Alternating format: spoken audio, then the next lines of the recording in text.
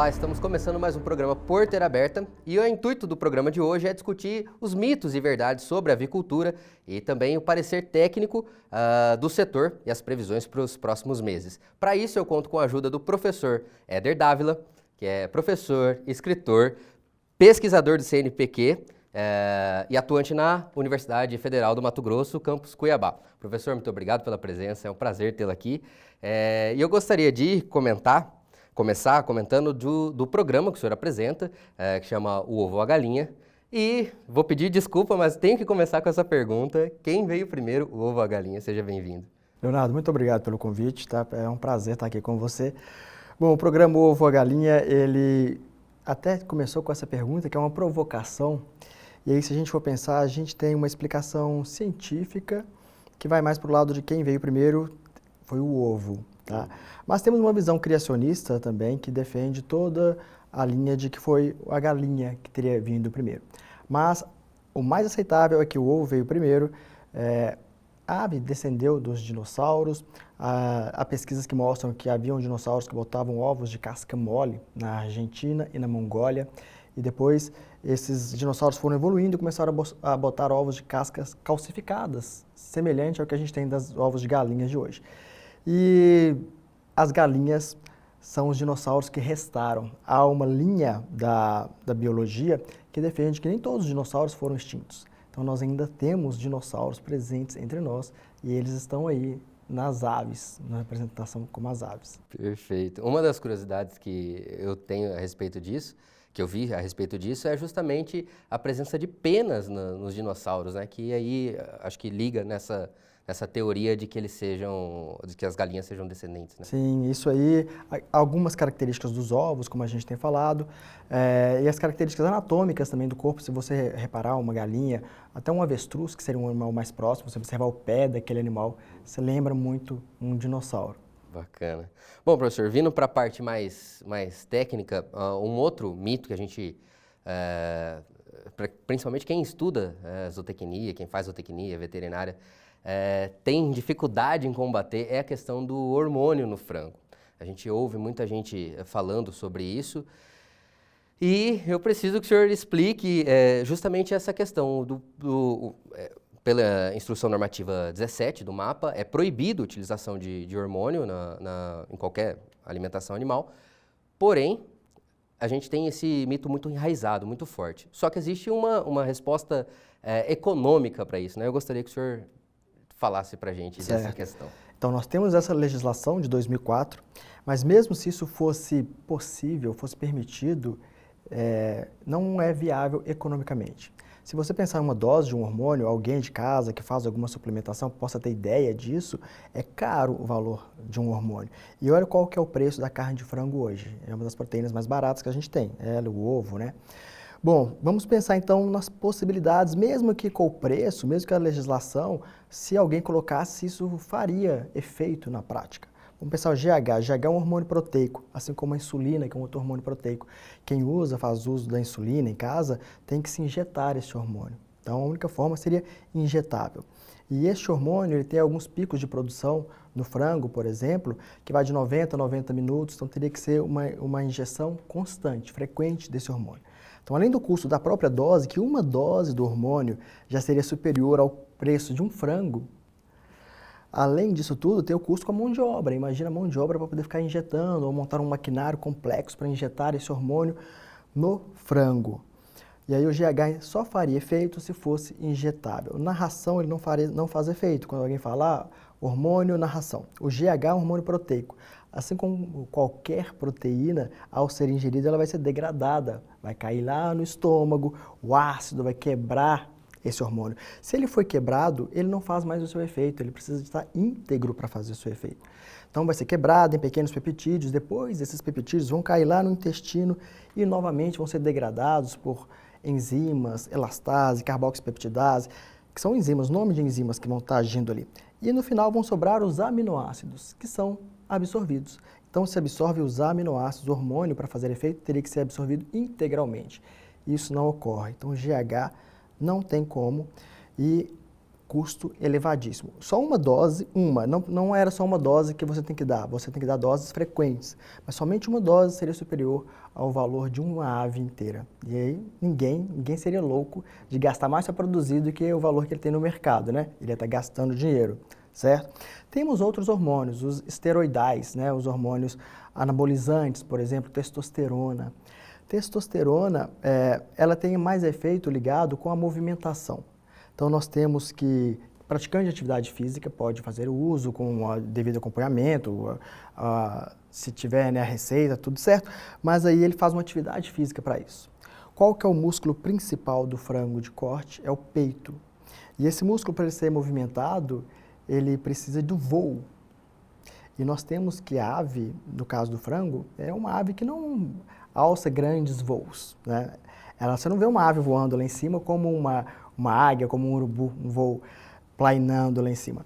Então, esse músculo, para ele crescer sob um efeito de um hormônio esteroidal, ele teria que ter uma atividade física atrelada a isso. E essas aves, chamadas ratitas, como a codorna, o frango, o peru, o avestruz, a ema, eles não alçam voos, não movimentam tanto esse músculo peitoral para que tenha esse crescimento.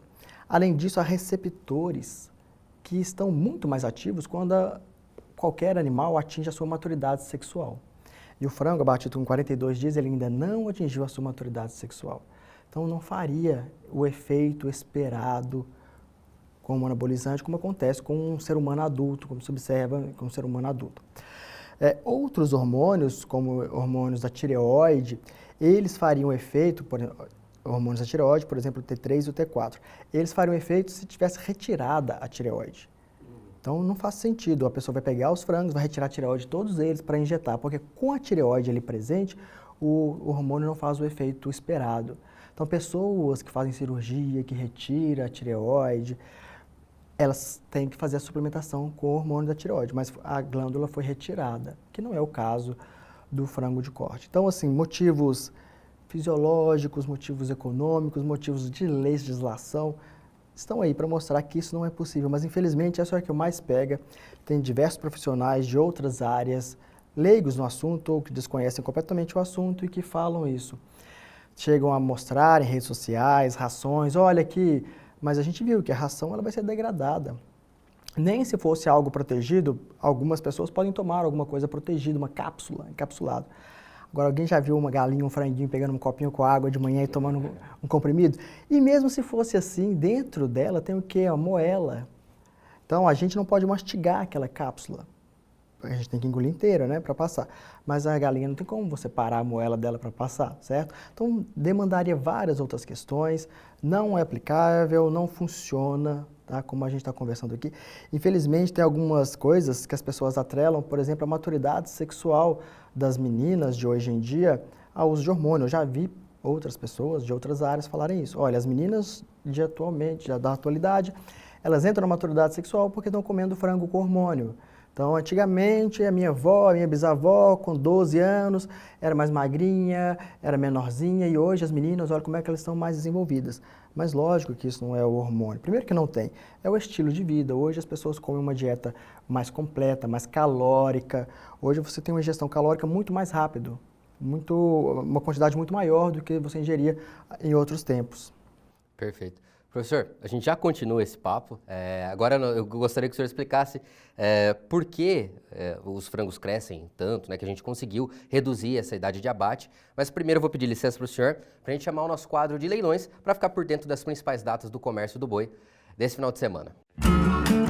Vamos agora conferir as principais datas do comércio do boi para esse final de semana. Começando pela Estância Bahia Leilões, temos o leilão virtual Criadores do Pará, acontecendo no domingo, dia 24 de julho, às 2 horas da tarde, horário de Brasília, sendo comercializados 2.000 animais de corte. Também pela Estância Bahia temos o leilão virtual Criadores de Rondônia, também no domingo, dia 24 de julho, acontecendo às 15 horas, horário de Brasília, sendo comercializados 1.500 animais de cria, recria e engorda.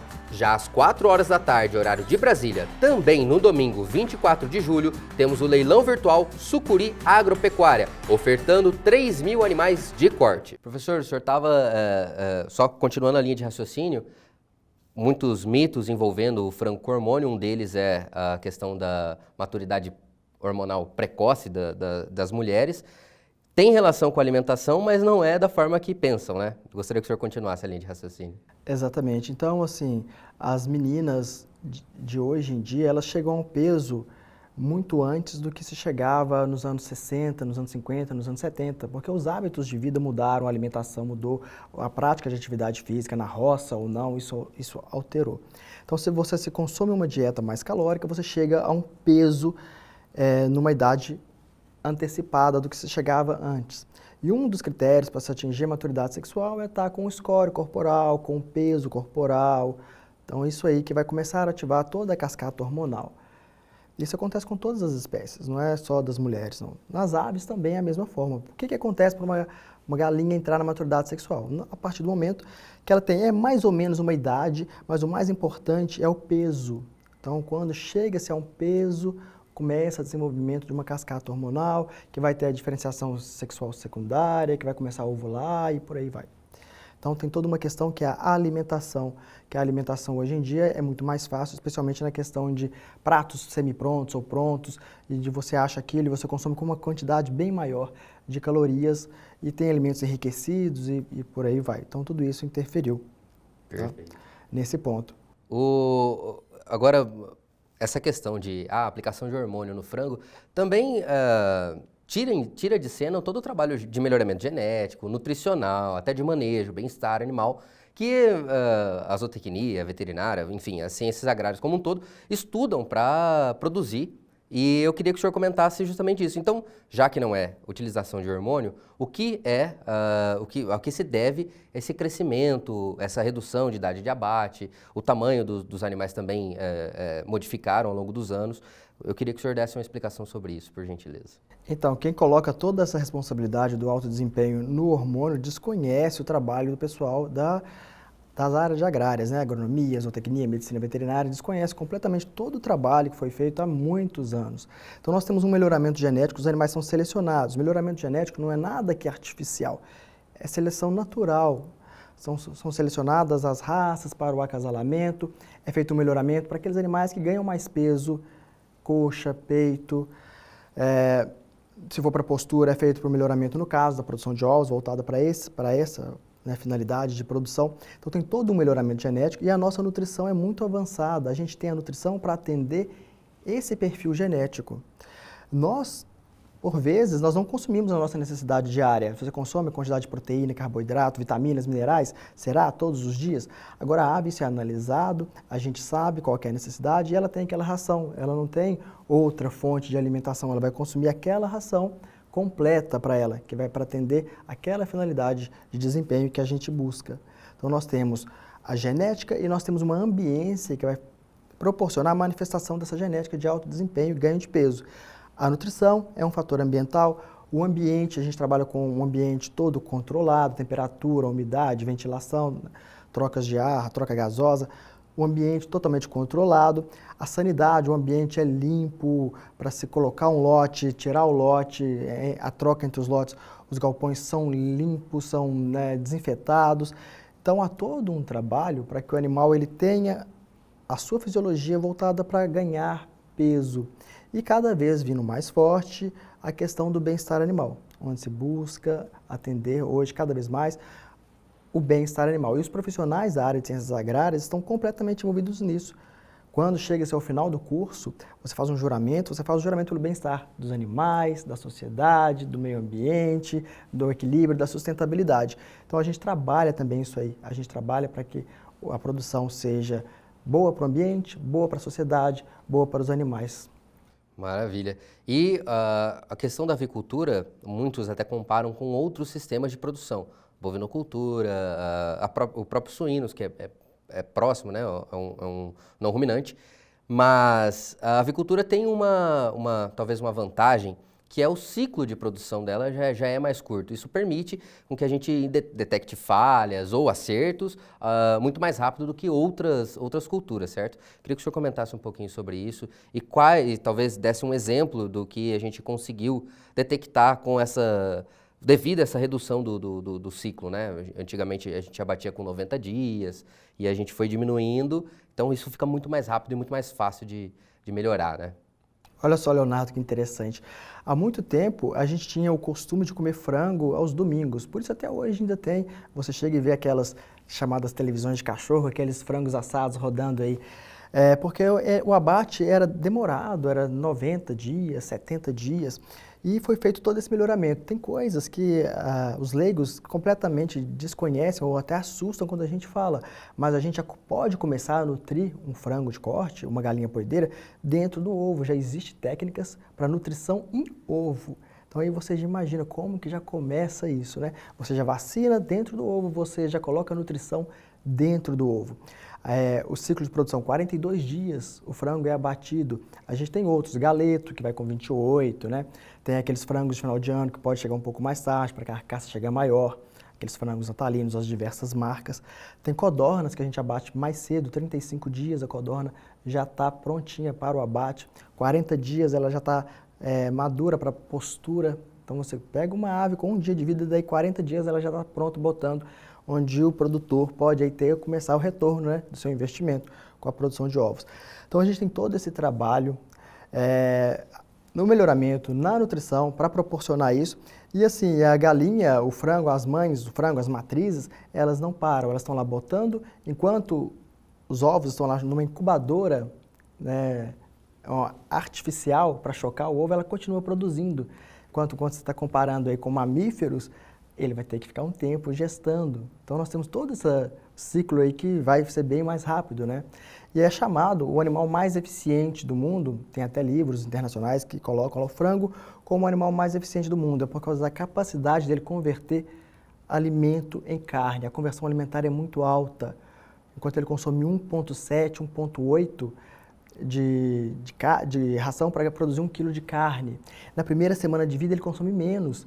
Ele consome 900 gramas, 700 gramas e produz 1 quilo. Por quê? Porque tem o saco vitelino que ainda absorveu. Então tem toda uma questão que é própria, inerente, que é do próprio animal, mais o trabalho, né, da ciência vindo junto aí para proporcionar esse desempenho fantástico que essas aves têm. Que bacana. Professor, mais uma vez eu peço licença para o senhor, para a gente chamar o quadro de feiras e eventos para ficar por dentro das principais datas de eventos do setor agrícola. Vamos agora conferir as principais datas de feiras e eventos para o próximo mês. Começamos pela Expoeste, que acontece em Pontes e Lacerda, Mato Grosso, entre os dias 3 a 7 de agosto. Entre os dias 6 a 14 de agosto, temos a Exposul, acontecendo em Rondonópolis, também Mato Grosso. Já em Uberaba, Minas Gerais, temos a Expogenética, que acontece entre os dias 20 e 28 de agosto. E encerrando o mês, em Esteio, Rio Grande do Sul, temos a Expo Inter, acontecendo do dia 27 de agosto ao dia 4 de setembro. Professor, uma das questões também que a gente ouve muito falar, o senhor até enfatizou, é a questão do bem-estar animal. E desde 2012, alguns tipos de gaiola foram proibidos na avicultura. E aí a gente até precisou se readequar a isso. Eu queria entender como o setor científico, como as universidades, correram atrás disso para continuar uma produção em larga escala, continuar o crescimento da produção avícola, sem a utilização desses artefatos. Certo. Então, a criação de animais livres de gaiola já vem na União Europeia desde 2012, Reino Unido também. Reino Unido, eles até criam ainda em gaiolas, mas num espaço bem maior e com as gaiolas chamadas enriquecidas, com estruturas para a galinha manifestar os seus comportamentos naturais, que é ciscar, que é tomar o chamado banho de areia, que os animais fazem isso na natureza, empoleirar e etc. No Brasil ainda é permitido, se pode criar aves em gaiola, mas as indústrias começam a demandar ovos de aves livres de gaiola. Diversas indústrias já só adquirem ovos de aves livres de gaiola ou já marcaram datas que a partir de certo período elas só vão adquirir ovos de aves livres de gaiola. E as universidades, os centros de pesquisa têm trabalhado para tentar baixar cada vez mais o custo de produção, porque a criação de animais em gaiola, você aumenta muito ali a densidade de alojamento, então você tem uma produção num pequeno espaço. E aí você consegue ter o preço que há muito tempo, a gente havia passar o carro a 30 ovos por R$10, não está assim mais, mas para chegar naquele preço, tinha que se ter uma produção altamente concentrada em uma pequena área. Agora, com um animal com mais área para se mover, vai demandar um custo de produção um pouco maior. Isso a gente tem trabalhado, mas é o que está vindo cada vez mais forte, essa questão do bem-estar animal, e a população demanda cada vez mais esse bem-estar animal e temos que chegar num ponto de equilíbrio, porque se chegar numa produção que se encontra hoje no supermercado, se vocês procurarem, vocês vão ver ovos de aves livres de gaiola, está um preço um pouco mais alto. Mas é claro que nem todo mundo tem a condição de pagar por essa proteína, que é uma das mais baratas e é o que eu falo que é o alimento mais completo. Aí falam, tem um leite materno. Eu falo, mas nenhum adulto vai no supermercado comprar um leite materno pasteurizado, zero lactose, não existe, né? Então, o mais completo é o ovo. E para se chegar nesse custo tão barato, teve que se passar por essa produção. A gente vai ter esse gargalo aí de chegar a um equilíbrio entre o custo de produção e o consumo, né, desses ovos atrelado ao bem-estar. Perfeito. E até uma curiosidade, pesquisando para fazer a pauta da nossa conversa, eu achei uma questão interessante que tanto o frango quanto o ovo são os alimentos que culturalmente são aceitos ao longo do mundo. O suíno tem barreiras, o bovino tem barreiras e o frango e o ovo não possuem barreiras. Então, é largamente consumido e isso afetaria, uma quebra dessa produção afetaria muito o mundo todo, né? E sim, principalmente por ser uma proteína, uma das proteínas mais baratas que a gente tem, né? Tanto o frango quanto o ovo. Certo. Professor, na questão, puxando essa pauta mais social, é uma pressão do mercado para que os animais sejam criados livremente. A universidade daqui de Cuiabá, do campus de Cuiabá, a Universidade Federal de Mato Grosso, possui algum trabalho sobre essa questão?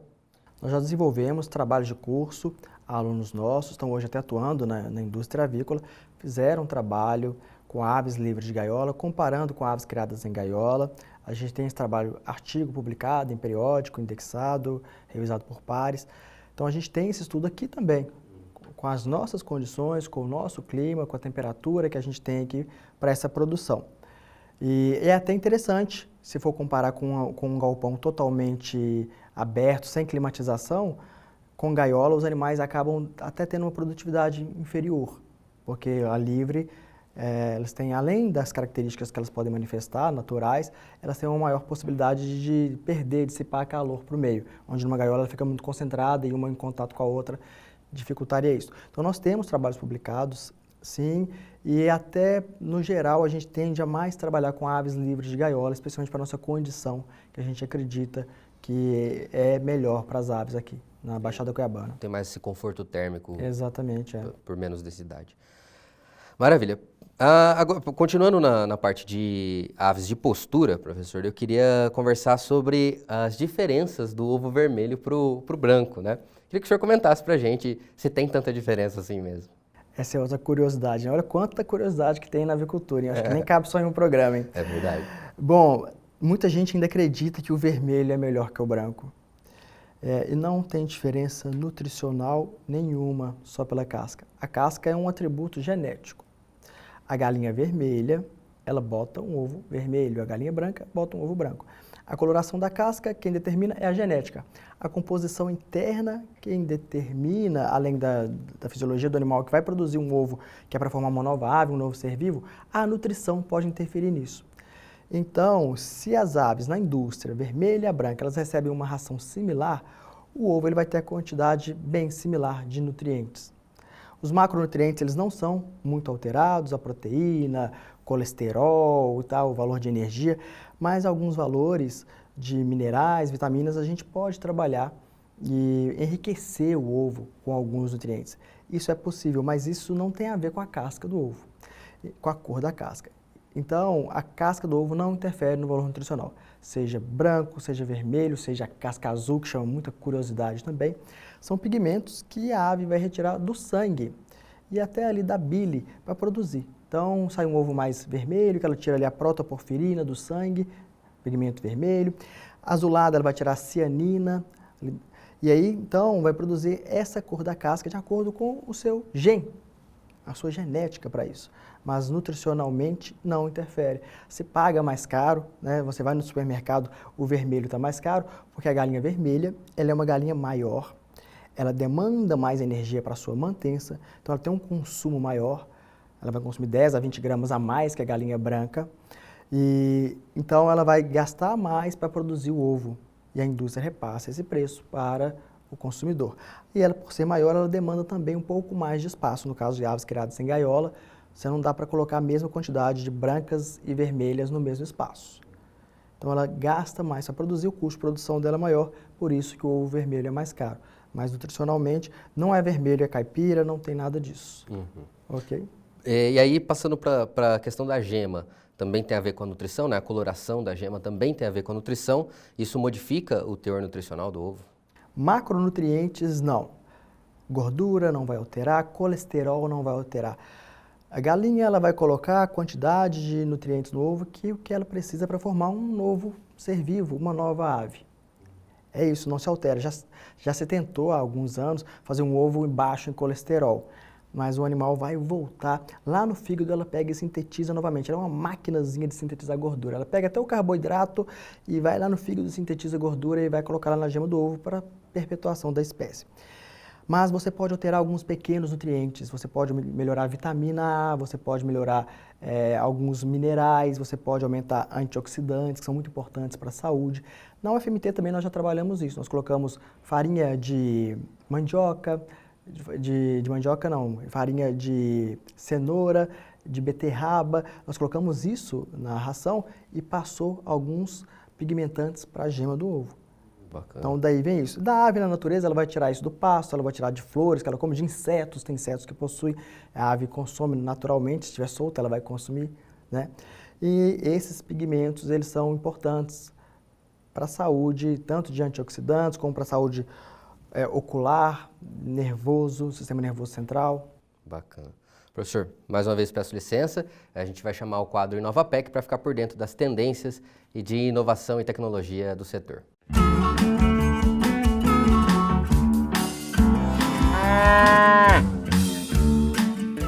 Após 13 anos de avaliações, a Embrapa, em parceria com a Unipasto, lançou em 2017 o híbrido BRS 331 Ipiporã, que é o resultado do cruzamento entre duas braquiárias, a rusisiensis e a brisanta.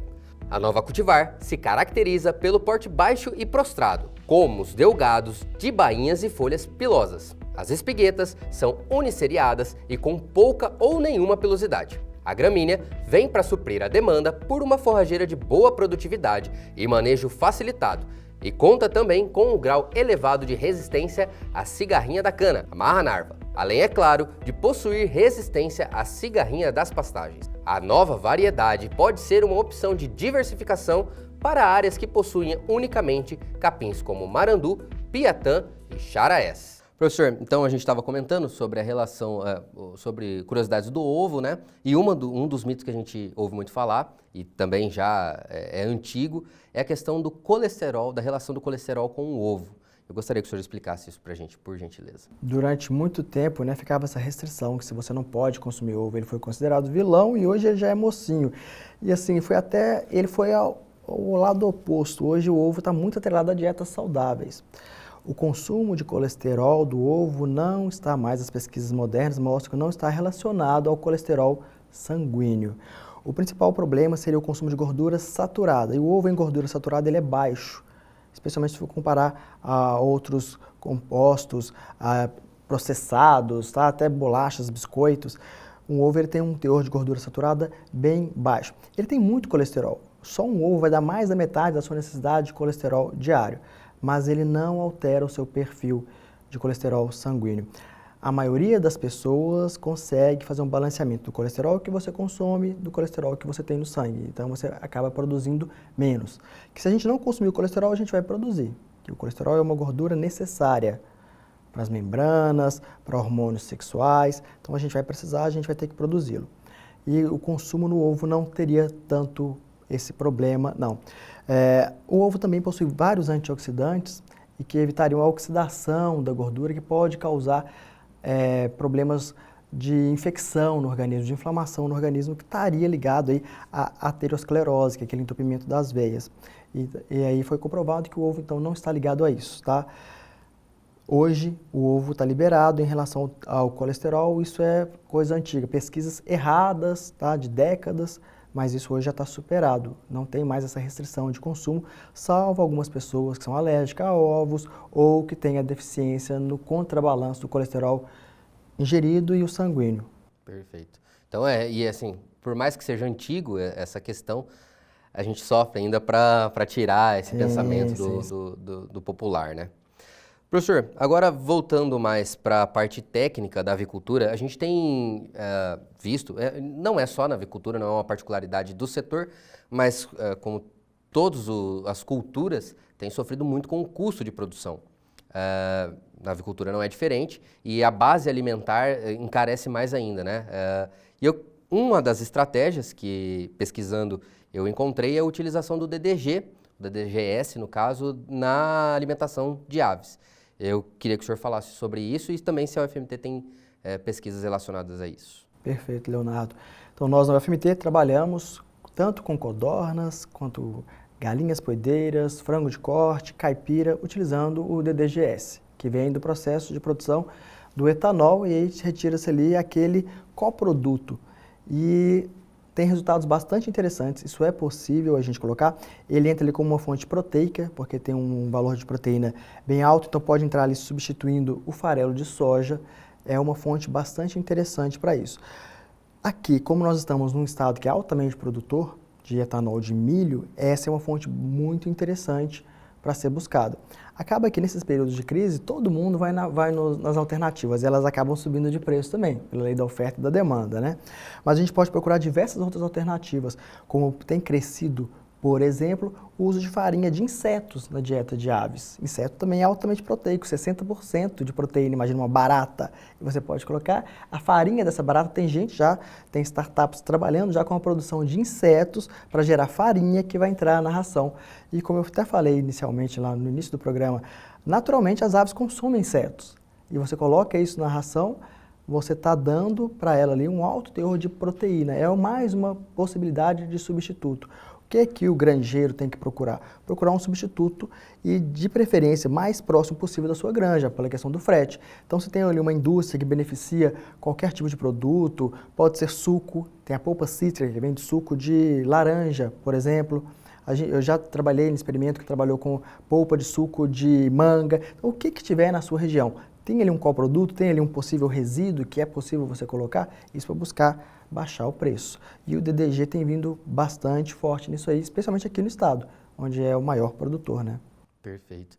Só voltando um pouquinho a essa questão do inseto, é curioso, mas é até vamos dizer assim, é melhor o consumo de insetos ou farinha de insetos que advém de uma produção destinada para alimentação animal, por conta é um animal criado um inseto criado para isso, livre de contaminantes, que possivelmente em outros casos haveriam, né?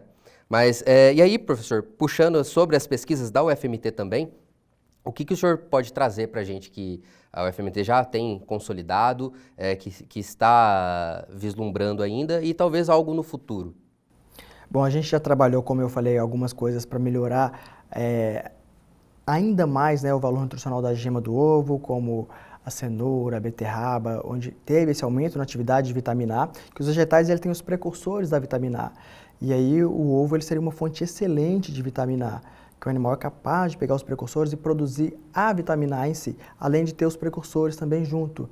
E fora que o ovo, por ter alguns componentes nutricionais, facilitam muito a absorção da vitamina A, da vitamina E, porque tem o lipídio, a gordura que está ali, e essas vitaminas são lipossolúveis, então elas têm absorção muito melhor do que você consumir o vegetal em si. E nós trabalhamos com essa pesquisa para aumentar a atividade e o teor de vitamina A na gema do ovo. Pesquisas recentes, pensando que nós estamos nos lugares mais quentes, né, Cuiabrasa, então interessante que tem um aminoácido, que é a arginina, que no organismo ele se converte em óxido nítrico. O óxido nítrico ele faz a vasodilatação das veias. Atletas até usam isso para ficar com as veias saltadas, que é o pessoal que vai disputar, fisiculturismo, etc. E a gente coloca isso na ração do animal. A gente já fez isso, a gente está fazendo isso e isso dá resultado para um melhor bem-estar animal. O animal criado em ambiente quente tem uma maior possibilidade de perder calor. Atrelado a isso também o cromo é um outro mineral que a gente está começando a estudar agora para tentar melhorar tanto de codornas de postura quanto de codornas de corte.